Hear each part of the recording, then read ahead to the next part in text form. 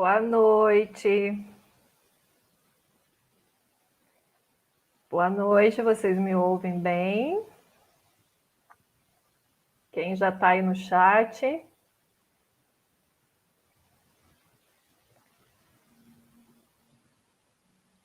Olá, tudo bem? Então, para a gente se ambientar um pouquinho, eu vou passar o link aqui para a profissionalização do serviço social, que começa, né, com o movimento lá das visitadoras sociais e da filantropia aplicada nos Estados Unidos, e depois culmina, né, na primeira escola de serviço social na Holanda, se eu não estou enganada, né? Que daí vai se institucionalizar como uma carreira profissional, com formação, né? E tudo mais. Então, considerando que a gente vai ter ajuda hoje, a professora vai ter ajuda hoje, então eu já estou colocando aqui no chat para vocês o link do estúdio. E aí a equipe que vai começar, que é a equipe do Serviço Social Norte-Americano, já pode clicar nesse link e vai entrar aqui no estúdio. E aí, aí vocês vão ver que esse estúdio é como aquelas plataformas que a gente já trabalha, né? Tanto o que já trabalhou, tanto o Meet como a plataforma RNP, que permite a gente compartilhar a tela, é tudo igualzinho. Só a diferença é que ela ajuda a gente a fazer a transmissão para o YouTube, ok? E ajuda. E tá aqui. Oi, Marina. Ó, Marina já está aparecendo ali. Marina, você está vendo? Ó, a Camila. Deixa a professora mudar aqui o jeito da tela. A Camila. Eu só vou lembrar, deixa eu só tirar esse banner dali, que a gente já começou a transmissão. Em 1861, ela foi morar com a sua avó aos 3 anos de idade, após a morte de seus pais. E a sua avó era uma ativista do movimento sufragista feminino. Ela foi educada em casa até os 11 anos. Depois ela se graduou e se mudou para Nova York. Depois de 2 anos, ela voltou e trabalhou como guardadora de livros e contadora. E depois ela foi assistente de tesouraria. E em seguida foi eleita secretária da Organização Social da Caridade, a primeira instituição que desenvolveu o trabalho social como profissão, que prestava serviços aos pobres, deficientes e necessitados. Ela acreditava que somente através do ensino especializado teriam agentes qualificados para lidarem com a questão social. Inclusive, foi ela que sugeriu a criação das primeiras escolas de serviço social. Então, em 1897, ela declarou em Toronto a necessidade de criar uma escola profissional de serviço social. No ano seguinte, a sua ideia foi realizada em Nova York, na Universidade de Colômbia. Ela tem 2 obras principais que mostram o pensamento dela sobre o serviço social. O primeiro é o Diagnóstico Social, de 1917, o que é o Serviço Social de Casos, de 1922, e também tem outra obra dela chamada Visitação Amigável aos Pobres, de 1899. Esses livros foram... Só um momento. Esses livros foram base para os estudos teóricos das escolas de serviço social. O método de trabalho que ela utilizava era questionar o indivíduo, construindo categorias de personalidade do meio social. Em seu método de trabalho, ela utilizava 3 partes: o estudo, o diagnóstico e o tratamento. Ela tinha compreensão para a individualidade e as características pessoais de cada um. Ela apresentava um tratamento direto com o cliente e o seu tratamento indireto com o meio social, principalmente a família, questionando os indivíduos e construindo categorias, personalidade e meio social. Em 1900, ela se tornou secretária da Sociedade de Organização da Caridade da Filadélfia e aumentou a conscientização do seu público sobre essa organização e as oportunidades filantrópicas para apoiar o trabalho social. Ela permaneceu nessa posição por 9 anos e, durante esse tempo, ela defendeu a reforma da legislação relativa à educação obrigatória, trabalho infantil e o abandono e não amparo de cônjuge. Em 1909, ela se tornou diretora do Departamento Organizacional de Caridade na cidade de Nova York. O seu envolvimento nessa organização levou suas contribuições no trabalho social. Ela foi ativa no serviço social até a sua morte, em setembro de 1928. Não se casou nem teve filhos e morreu de câncer em Nova York. Prof, pode passar o slide, por favor? Para o 5.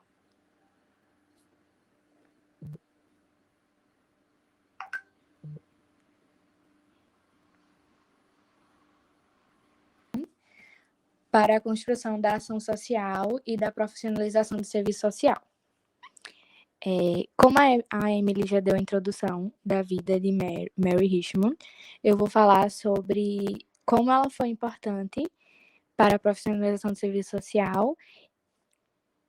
E é isso. Mary Ellen Richmond, em 1897, apresentou suas ideias na Conferência Nacional de Instituições de Caridade. Ela pretendia reformar o serviço social para profissionalizar todos os interessados em melhorar a qualidade de vida dos necessitados.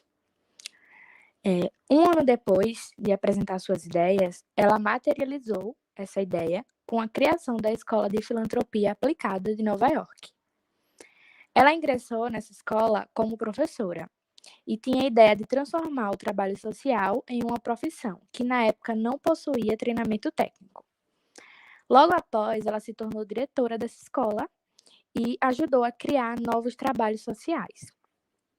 Boa parte da sua vida foi dedicada à pesquisa de campo. Ela explicou e desenvolveu como coletar informações e, além disso, desenvolveu metodologias para entrevistas, contatos estabelecidos e conversas conduzidas com os necessitados. O programa de Mary Richmond tinha uma história de métodos científicos e contava com teorias e ideias filosóficas do iluminismo europeu. Ela construiu um padrão revolucionário para a época e, de certa forma, também para os dias de hoje. É isso. Agora eu vou passar minha fala para minha próxima colega. Pode passar o slide, prof.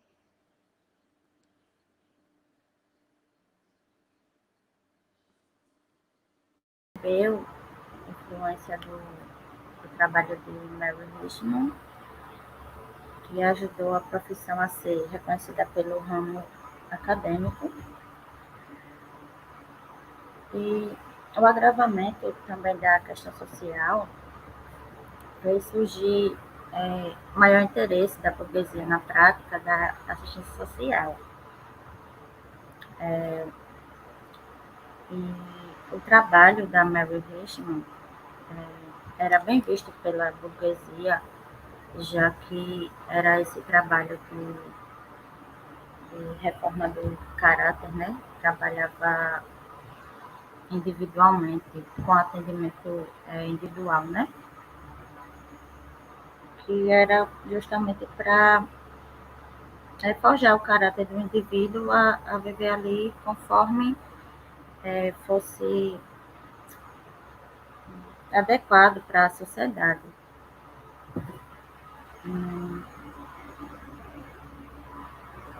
Que era uma forma de trabalho para facilitar o controle sobre o indivíduo.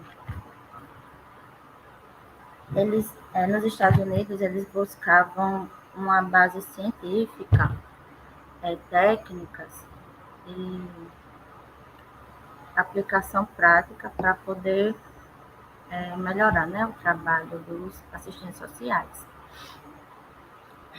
E deixa eu ver o que mais. Também o trabalho social tentavam afastar ao máximo, né, a influência da igreja. Eu vou passar agora a fala para Kátia.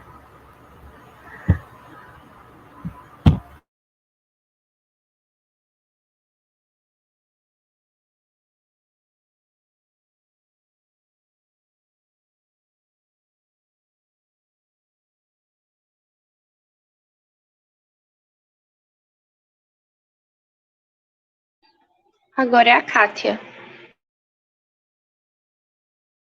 Gente, a Kátia tem outro nome além de Kátia? Porque aqui eu tenho a Lívia,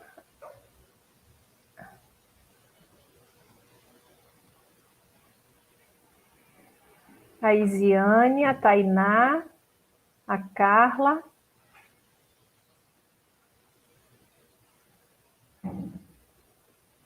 a Jaine,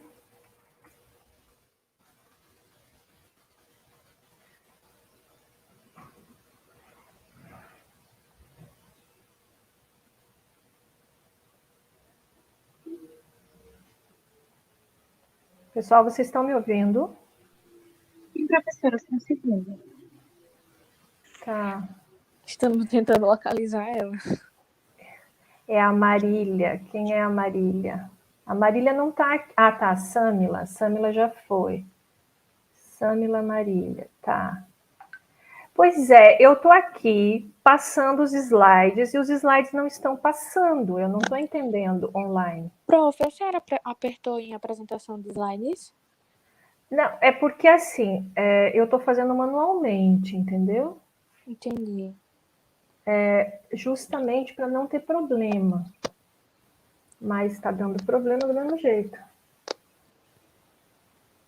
Eu tava querendo que a tela ficasse inteira, entendeu? Para vocês. Toda vez que eu apresentação de slides. Isso, então. Toda vez que eu coloco, ó, eu estou colocando agora, para mim está aparecendo em tela inteira. E lá no canal do YouTube não tá aparecendo, tá vendo? Tá dando alguma coisa aqui que não tá dando certo. Aí eu só consigo apresentar para vocês. Agora não tá nem aparecendo mais nada lá, meu Deus. Peraí, será que é a minha conexão? Ó, agora voltou, tá vendo? Toda vez que eu tento colocar em apresentação de slides, ela não está compartilhando com vocês. Deixa eu remover e começar de novo.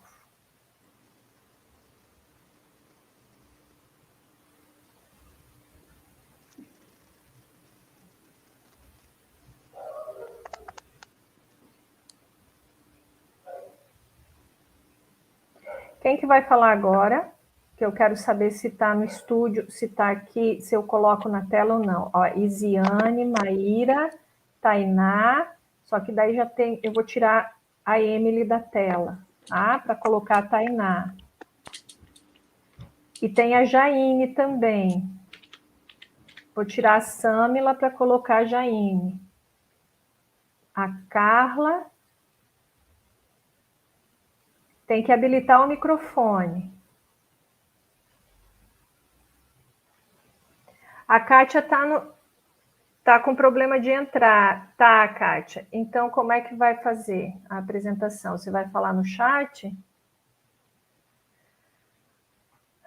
Ó, eu estou colocando aqui o link.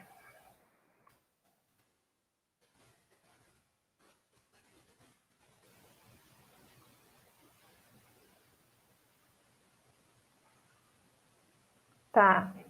Então, vamos seguir aqui. Deixa eu pegar. Tá aparecendo a tela do... Deixa eu carregar a tela. Pronto, deixa eu ver se vai aparecer agora. Agora foi, prof. Senhor amado. Tá. Então, agora... Deixa só eu voltar ali para eu sair, para a gente fazer assim, tela inteira. Se preocupe não, que depois a professora organiza tudo isso, corta o que está sobrando. O vídeo vai ficar prontinho. Tá. Vocês podem prosseguir?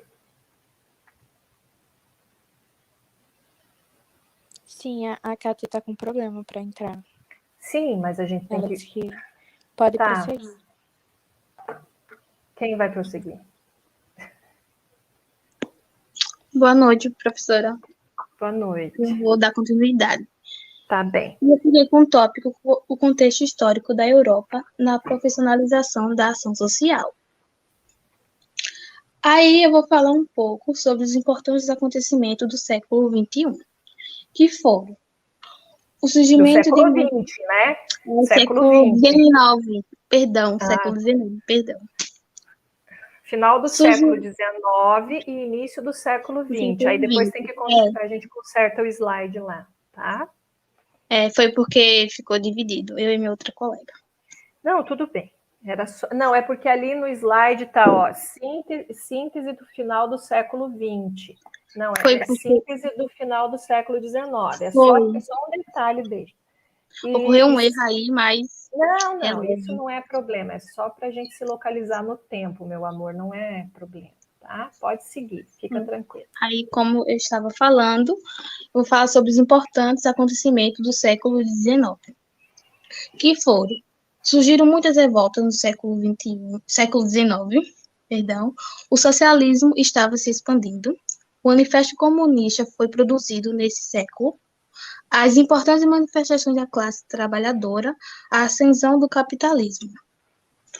E irei dar continuidade aqui, que é a luta dos agentes para a expansão da sociedade e pela ampliação no século XIX.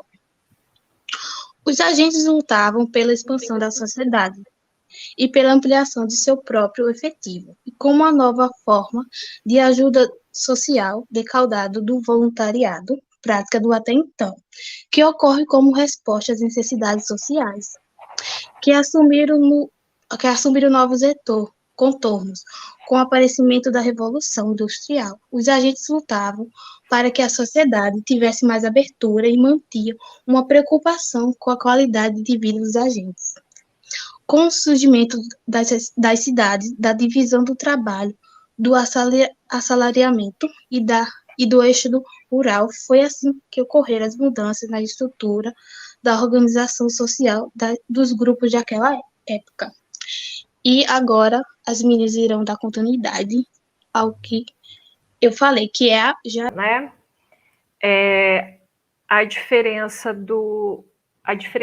A importância desse desenvolvimento da filantropia aplicada nos Estados Unidos, ele vai influenciar também na tecnificação europeia. Mas na Europa, essa técnica ela vai sofrer um filtro também pelo desenvolvimento da sociologia, né, com Durkheim no século XX. O cristianismo segue disputando essa narrativa, né, principalmente o cristianismo católico, né? A pesquisa social aqui a gente pode substituir pela questão do higienismo, né, da saúde pública, que vai gerar um monte de estudos de epidemiologia e de tudo mais, que vai fazer desenvolver essa questão de quantificar os problemas, os desafios e tudo mais. Então, tinha nesse período todos os profissionais se dedicavam muito em coletar muitos dados sobre a situação social do período, né? Deixa eu ver se a Jaine entrou. A Jaine entrou novamente. Jaine, você está aqui, tá? Ativa seu microfone e faz um teste aí para a gente ver se você consegue falar. Deixa eu tentar ligar. Pronto, estou ouvindo. Jaine?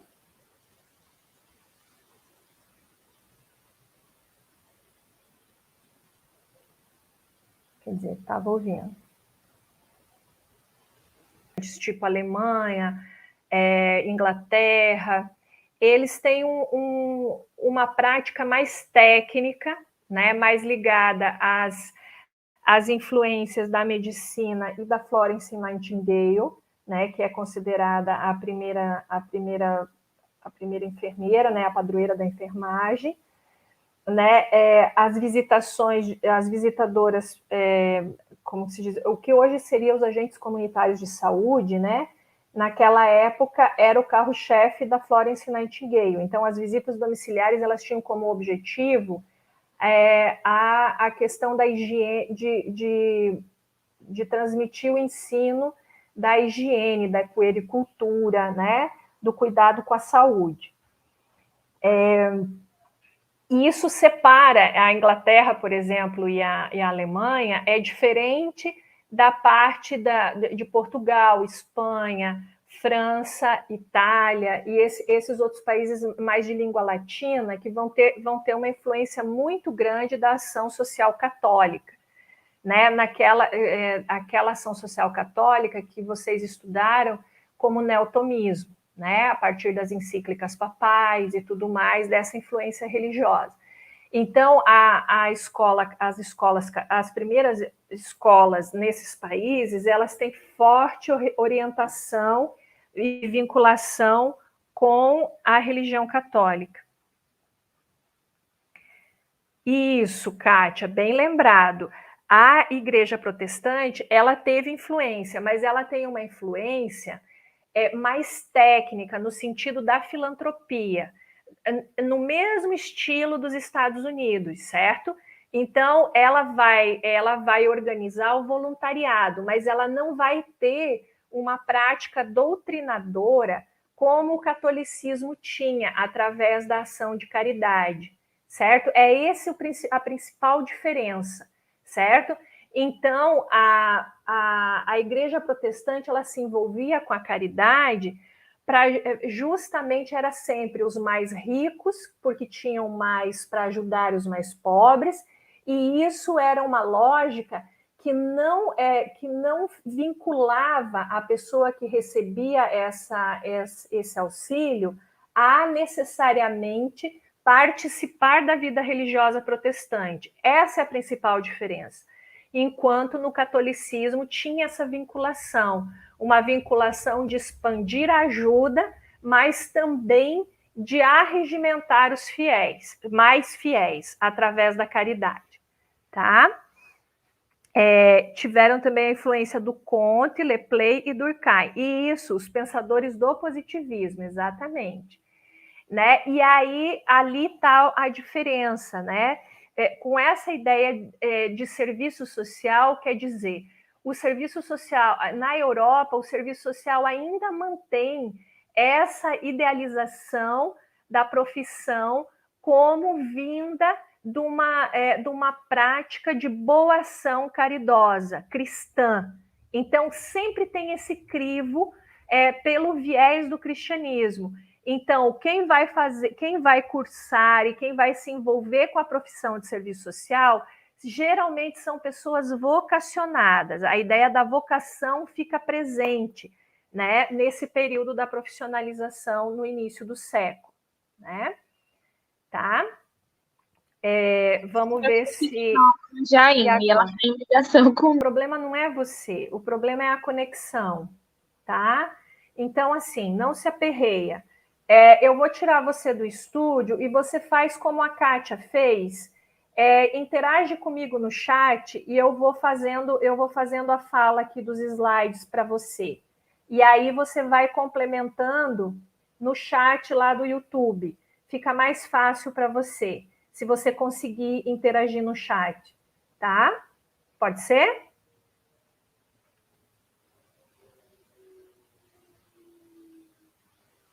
Passem essa mensagem para ela, vocês que estão mais...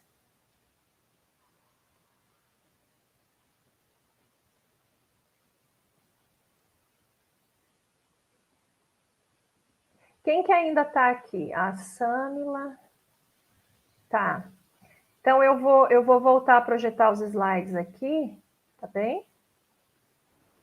Professora, vai para o tema 4, que é o... Boa noite.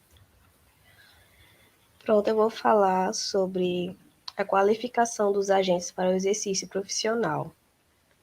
Com o intuito de qualificar agentes para o exercício profissional, a Mary Ellen Richmond, da Sociedade de Organização da Caridade, se tornou parte da gênese do processo de legitimação da profissão de serviço social.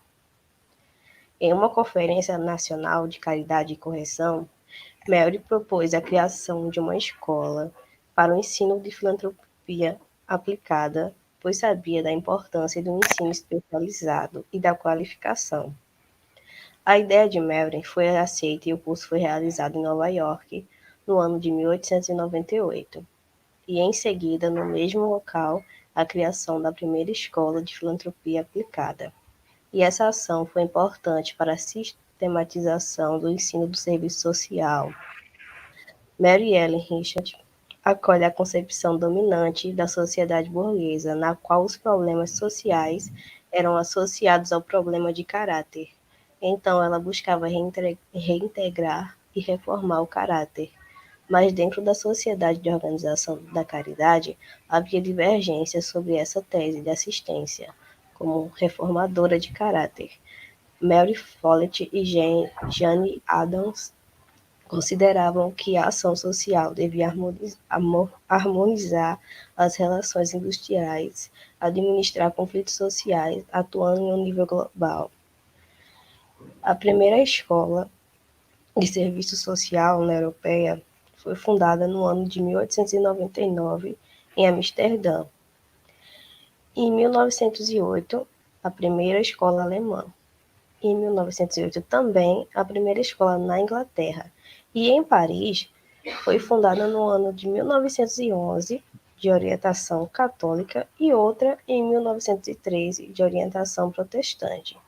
Não era possível conter a expansão dos cursos destinados ao preparo técnico-científico de pessoas qualificadas para a ação social. De um lado, havia crises internas nos países por conflitos políticos. Essa conjuntura histórica estava gerando a Primeira Guerra Mundial. E, do outro lado, a ação da Sociedade de Organização da Caridade, ampliando o número de agências formadoras de pessoas especializadas. No final da Primeira Guerra Mundial, se encontrava 200 escolas distribuídas pela Europa, Estados Unidos e América Latina. O surgimento das escolas teve sua trajetória em um quadro social em que combinavam questões políticas, ambições colonialistas de países poderosos e corrida armamentistas internacional.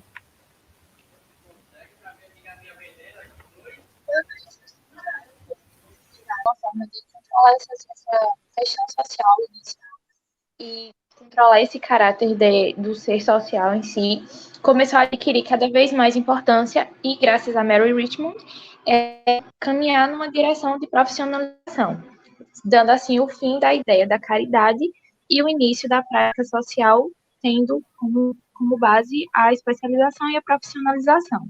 Nesse sentido, como já muita gente já falou hoje, os termos que eram utilizados principalmente nos Estados Unidos, como ação social, bem-estar social, assistência social, beneficência, caridade e filantropia, impediam que se tivesse essa ideia clara da ação da Mary, que desde o princípio, em todas as suas obras, sempre utilizou o termo trabalho social. Inclusive, ela propôs a mudança definitiva para o termo social work em 1916, na primeira Conferência Nacional dos Trabalhadores Sociais, onde ela queria abolir de vez a ideia de que o assistente social, como era chamado, e como hoje é chamado no Brasil, mas lá também era chamado assistente social, social service, dessa ideia de que era um ser que fazia caridade, que fazia bondade, que era vindo da igreja, etc. Então, ela queria usar o termo trabalhador social, social worker, para enfatizar que os trabalhadores eram profissionais. E a burguesia apoiou veementemente essa ideia, porque a burguesia queria que o proletariado, que os trabalhadores aderissem a essa prática e não vissem os assistentes sociais como caridosos, como uma ajuda. Eles queriam ver eles como trabalhadores e queriam que eles manipulassem os trabalhadores, de certa forma. A Florence Nightingale, que a gente já viu que foi a pioneira da enfermagem, também foi chamada por alguns de pioneira do trabalho social, porque ela influenciou as práticas assistenciais da Mary Richmond, porque ela tinha uma prática que era visitadores da saúde, e a Mary Richmond iniciou e começou a treinar as visitadoras domiciliares. que eram os assistentes sociais que faziam visitas nas casas dos trabalhadores, e com isso se deu início às primeiras atividades nas instituições públicas americanas. Daí também surgiu o papel dessas visitadoras na participação de tribunais de justiça e tribunais de infância, que inclusive o serviço social deu início a esses tribunais de infância e fez com que os juízes que atuassem nesses casos fossem juízes especializados para esses casos de infância e que tivessem a contribuição dos assistentes sociais e dessas visitadoras domiciliares. Aí, como também já foi falado pelo outro grupo, em 1905, o Dr. Richard Cabot criou o primeiro serviço social médico, onde ele, de fato, reconhecia a importância dos assistentes sociais na prática de visitação, tanto em domicílio, quanto a pacientes internados, pacientes ambulatoriais, etc. E nesse cenário de início da prática do serviço social, na Europa também, como já foi falado, era muito influenciada a linha entre a igreja e a ciência social, era muito tênue. A igreja influenciava muito e queria o controle, queria usar o serviço social para se aprimorar tecnicamente, profissionalmente, e com isso ganhar mais fiéis e conquistar um público maior. E os assistentes sociais utilizavam a igreja, entre aspas, pelo seu alcance, pela sua estrutura, porque era uma forma também de usar isso para exercer sua tradição, sua qualidade na época. E nos Estados Unidos já estava um pouco mais avançado nessa questão do profissionalismo com a Mary Richmond. Bem depois, na Europa começou a avisar e se separar mais da igreja, depois que passou a época do fascismo, etc., que foi diminuindo mais. E aí a Europa começou a adquirir práticas realmente profissionalizantes e não tão vinculadas à igreja. A gente tem um videozinho que a Jaine elaborou, que a gente vai passar agora, resumindo basicamente, recapitulando tudo que a gente falou, e ficou bem legal. E se a senhora puder passar, a gente agradece. É o que ela mandou, o link que ela postou no YouTube. Não, com certeza. Eu vi lá, bem linda. E depois ficou sensacional aquele vídeo. Como forma de organizar e melhorar as ações filantrópicas, visualizando o inquérito como um instrumento de fundamental importância para a realização do diagnóstico social. Era levado em consideração também um meio pelo qual se pudesse corrigir o caráter dos indivíduos necessitados de ajuda e os reinserir novamente no mercado de trabalho, tornando-os trabalhadores aptos. É importante para entender as ações dessa burguesia ávida por corrigir e aperfeiçoar o trabalhador de forma a adaptá-lo ao crescente capital industrial, compreender o contexto histórico no qual o mundo se encontrava naquele período. Era o final do século XIX, marcado por intensas revoltas sociais. O capitalismo industrial estava se concretizando e a burguesia estreitando as relações sociais com base na produção e divisão social do trabalho. A falta de auxílio para essa classe trabalhadora que emergia junto com o capital fez com que explodissem diversos movimentos de reivindicações de direitos sociais, obrigando a burguesia a institucionalizar o que antes era tido como uma prática caritativa. Agora se tornaria uma ação filantrópica, com o intuito de disseminar as ideologias daquela classe dominante e aquietar a população pauperizada, enfurecida, profissionalizando agentes sociais e tornando-os peças fundamentais na prática de reformação do caráter dessa população carente e agora, cada vez mais, controlável. Os Estados Unidos foi, por sua vez, o pioneiro na aplicação dessas práticas, desenvolvendo trabalhos voltados para a aplicação domiciliar da teoria, fundamentadas no cientificismo da psicanálise e áreas da saúde. Em contrapartida, os países da Europa ainda estavam ligados à visão cristã de uma ação social voltada ainda para uma prática caritativa. Porém, com o início do século XX, essa visão começou a se estender também para um caráter científico, voltado por sua vez às ciências sociológicas, e ainda muito fundamentado em ideais conservadores.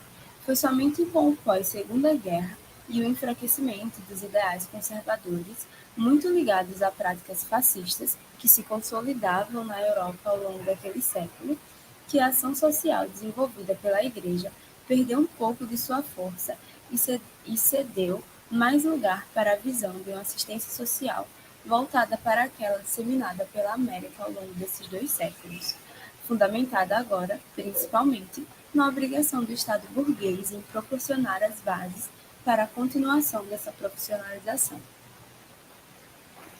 Muito bom. Muito bom. Agora a gente tem aqui que a Jaine vai apresentar também, que como ela não está com áudio, dá para ela só apertar na resposta que for mais votada no chat aqui por vocês.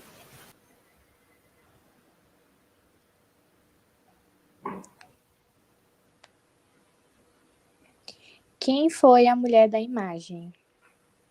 Jane Addams, Mary Follett, Alice Salomon ou Mary Richmond? São bem fáceis as perguntas, gente.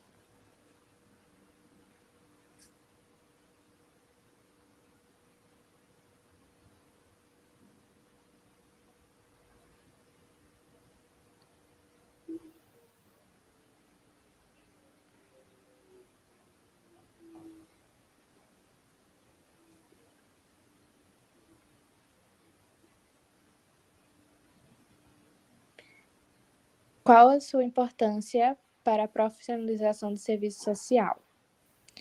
Fundou a primeira escola de ação social em Berlim. Criou cursos para agentes sociais em Berlim que originaram a primeira escola. Era membro da Sociedade de Baltimore e incentivou a criação de escolas de serviço social. Era membro da SOC, Sociedade de Organização de Caridade Europeia.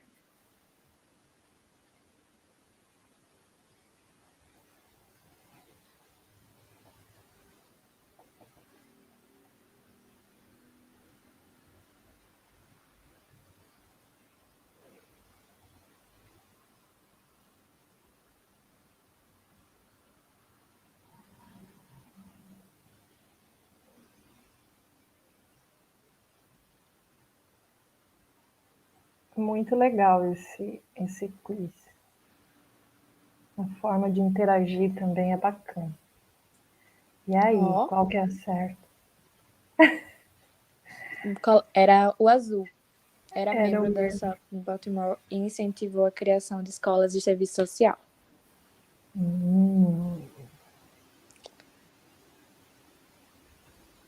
Tô errando todas. Em que ano foi fundada a primeira escola para agentes sociais na Europa?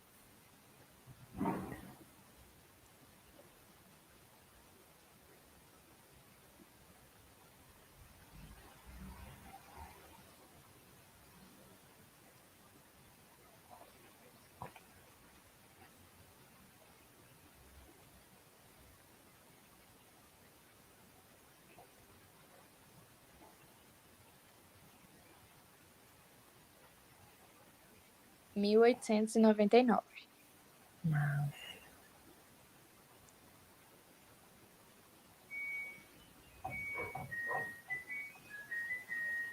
Em que século a influência da Igreja na profissionalização do serviço social da Europa foi substituída pelo Estado?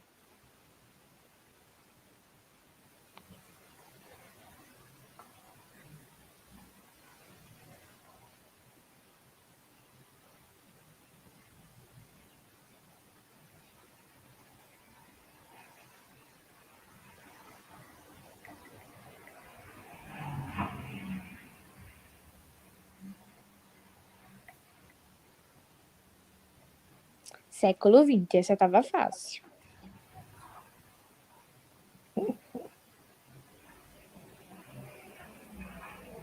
Essa é de verdadeiro ou falso, tá?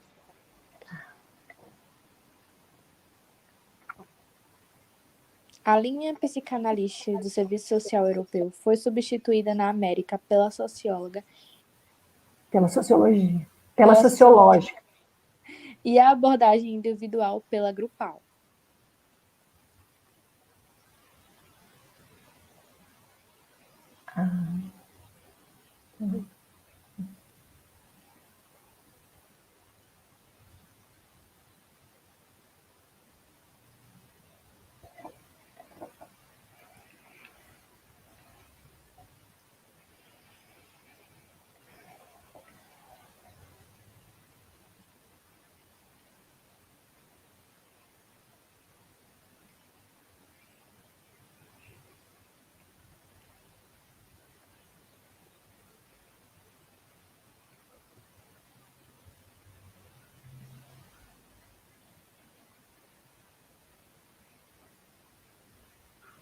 falso.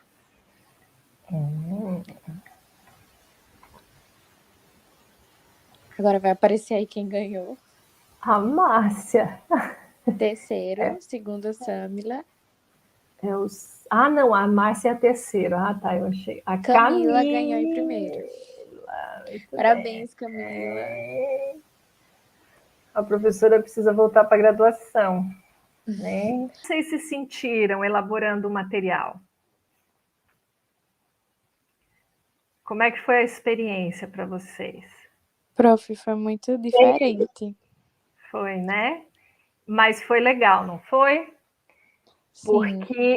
Porque sabe por que é importante vocês experimentarem isso desde o primeiro período? Porque vocês começam a entender e a tomar decisões. Então, no espaço de trabalho da gente, a gente vai ter pautas de trabalho. E essas pautas de trabalho não vêm com a bibliografia, né? É a gente que tem que fazer as escolhas. Então, essa é uma etapa de exercício para vocês começarem a entender que nem sempre a gente vai ter quem conduz a gente. Então, a gente precisa sempre se lembrar das técnicas, das sugestões, pesquisar coisas novas. Olha quanta ferramenta nova vocês trouxeram. Vocês conseguiram gravar vídeo no YouTube, vocês baixaram no canal, vocês habilitaram links, vocês fizeram quiz em plataformas diferentes, vocês usaram Kahoot, o outro grupo usou outro recurso, né? Vocês fizeram slides, vocês fizeram mapa conceitual, mapa mental, né? Então, veja. Então, se a gente tem conteúdo, aí a gente escolhe o veículo para comunicar aquela informação. Mas o foco da gente sempre tem que ser o conteúdo. Então, qual é a pauta? Sempre lembrar, qual é a pauta, qual é o foco, qual é o objetivo, quais são os materiais que eu me apoiei, e aí eu dou palco. Aí eu posso fazer um vídeo, aí eu posso fazer um mapa mental, eu posso fazer as duas coisas, eu posso fazer perguntas e respostas. Isso, exatamente. E também para envolver o interlocutor, porque a gente precisa que aquela informação passe da gente para o outro. Então, quando a gente vai trabalhar nas instituições, a gente vai trabalhar com muitas informações, com muitas coisas que não faz sentido se o outro não entender. Então, a gente precisa aprender a se comunicar, certo? Num primeiro momento, a gente fica inseguro, e isso vocês têm que ir vencendo na graduação.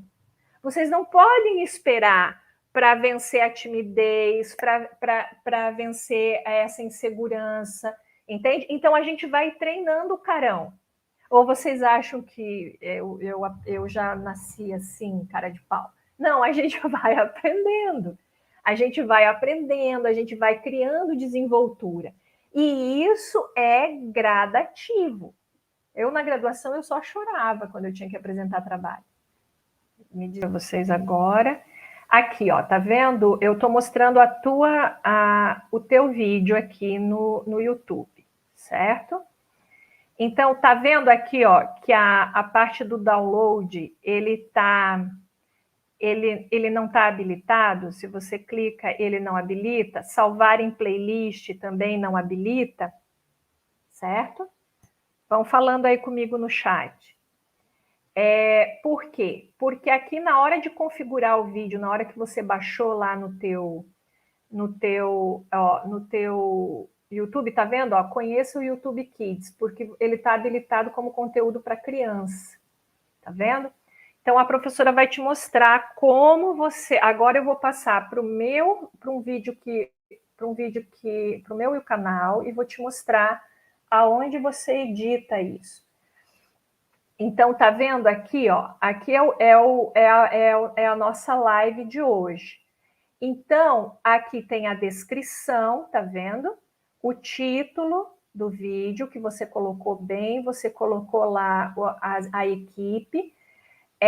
Aí, aqui você pode colocar uma miniatura, né, que você quiser que vá aparecer.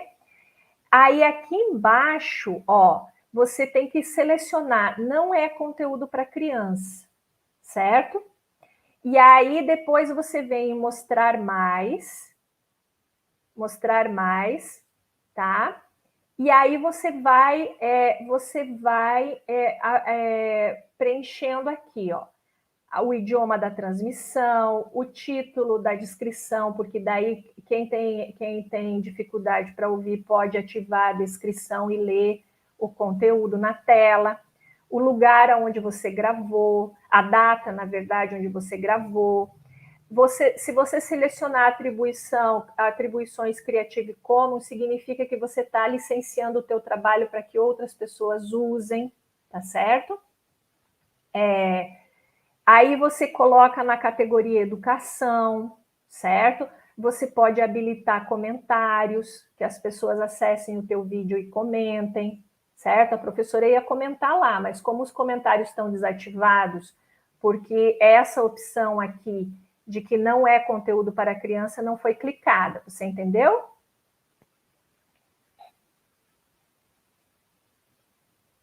Certo? Não, tudo bem, você tem tempo para fazer isso. Isso é bom a gente conversar, porque aí vocês aprendem. Então, quando vocês... E aí vocês podem mexer, né? Editar o vídeo com a cara de vocês. Aí vai lá no canal da professora e veja como é que eu descrevo ali na descrição do vídeo quando é conteúdo de estudante. Faz um cabeçalho parecido com aquele. Então, o conteúdo é tal, a equipe que elaborou foi tal, certo? O ano letivo, para dar os créditos, certo? Isso é direito de autoria, certo? Então, para vocês serem citadas quando vocês forem utilizadas. Porque isso é um material didático que teve tempo, vocês tiveram tempo, ficou muito bom, certo? Então, ele merece ser visto, mas aí ele precisa ser identificado, tá bem? Tá? E aí eu acho que ficaria mais legal, Jaine, mais do que você provar para mim que você fez aquela fala, grave um vídeo curto também, tipo um short para o teu canal do YouTube e compartilha comigo, entende? Porque daí a gente vai fazendo essa cadeia. E aí esse é outro trabalho didático, certo? Que se vocês forem ser meus alunos em atividade de extensão no segundo semestre, se vocês optarem pela matrícula na minha turma, no meu projeto de extensão, vocês daí vão aprender coisas a mais sobre essa questão de licenciar os materiais didáticos, porque isso tudo entra no currículo de vocês, tá? Então, vocês colocam no currículo acadêmico de vocês lá que vocês elaboraram materiais didáticos, que tem um link, certo? Que esse material está disponível em tal lugar, certo? Entende? Então, tudo isso, vocês não perdem essas coisas. Então, a gente tem que entender que isso é produção técnica. E é produção técnica que a gente... Não, é uma dica, você também fica à vontade. Eu não estou... Se você quer só me mandar também, tudo bem, porque para mim é precioso tudo que vocês fazem.